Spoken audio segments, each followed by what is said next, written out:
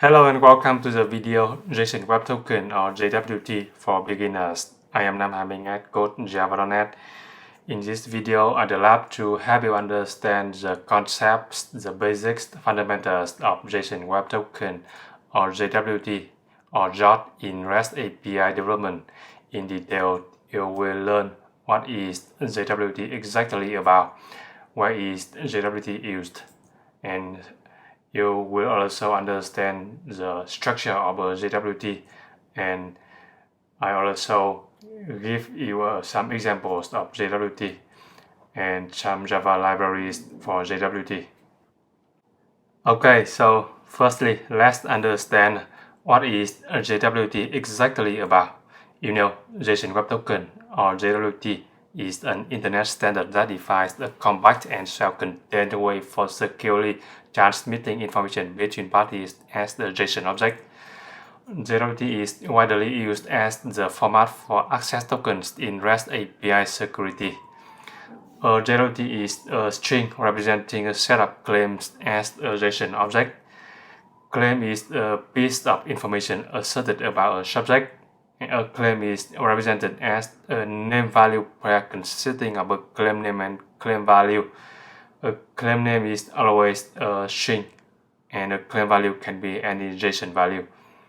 For example, a server could generate an access token that has the claim logged in as administrator and issue that token to the client. The client could then use that token to prove that it is logged in as admin in subsequent requests. And JWTs are designed to be compact so tokens can be used easily in space-constrained environments such as HTTP authorization header and URI query parameters. Tokens can be digitally signed either using a secret key or a public-private key pair. Thus, access tokens can be verified and trusted. And tokens can be also encrypted to have stronger security. The Internet Standard RFC 7519 defines the specification about JSON Web Token. And where is JWT used? You know, JWTs are widely used in REST API authorization that follows the OAuth2 protocol. Let me explain where JWT is used by describing the abstract OAuth2 workflow. A client sends an authorization request to a resource owner who may be the end user, and the resource owner approves the request. Then an authorization grant is sent back to the client. Then the client uses this authorization grant in a request that is sent to an authorization server. Then the authorization server sends back an access token in form of JSON Web Token or JWT to the client, and then the client uses that access token or JWT in a request that is sent to a resource server. The resource server checks if the access token or the JWT is valid or not. If valid, the resource server sends the protected resource to the client.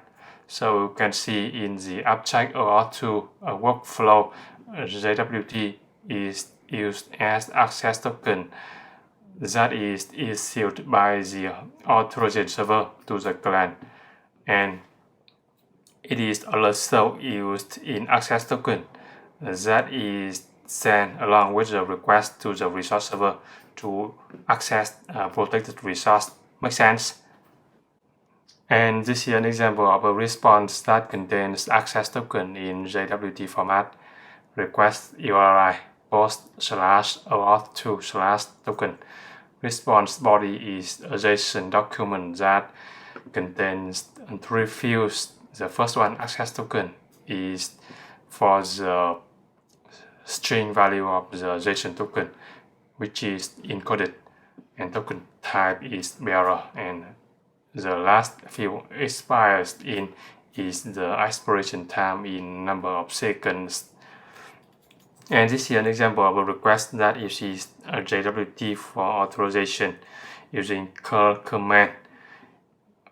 Using curl command, we specify the request header name authorization and value is bearer, and followed by the JWT access token, and then the request URI. And let me help you understand the structure of a JSON Web Token. You know, JWT has three parts: the header, the payload, and the signature. The header specifies the type of the token, which is typically JWT, and the signing algorithm. For example, this is an example of the header. It is a JSON document that has two fields: tip for type of the token, the value is JWT, and the second field, which is for algorithm, and the algorithm name is HH2556. This is a cryptographic algorithm that is used to encrypt the header, the payload, the signature. Okay, and the second part is the payload that contains a set of claims. For example, this payload is a JSON document that has three claims. The first one is sub and the corresponding value. The second one is name and the corresponding value. The third one is and the corresponding value.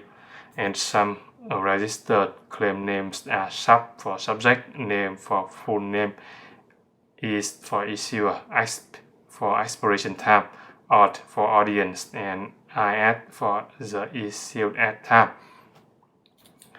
And the signature part is the result of signing the header and the payload using the specified algorithm in the header.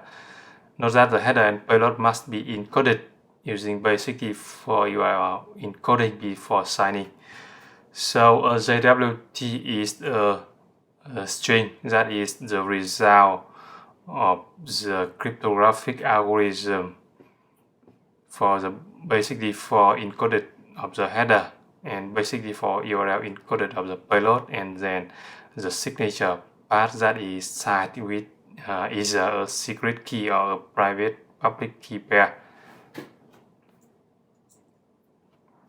So the final structure of a JSON Web Token is basically for URL encoded of the header plus a dot, and then basically for URL encoded of the payload, and plus a dot, and then the signature part.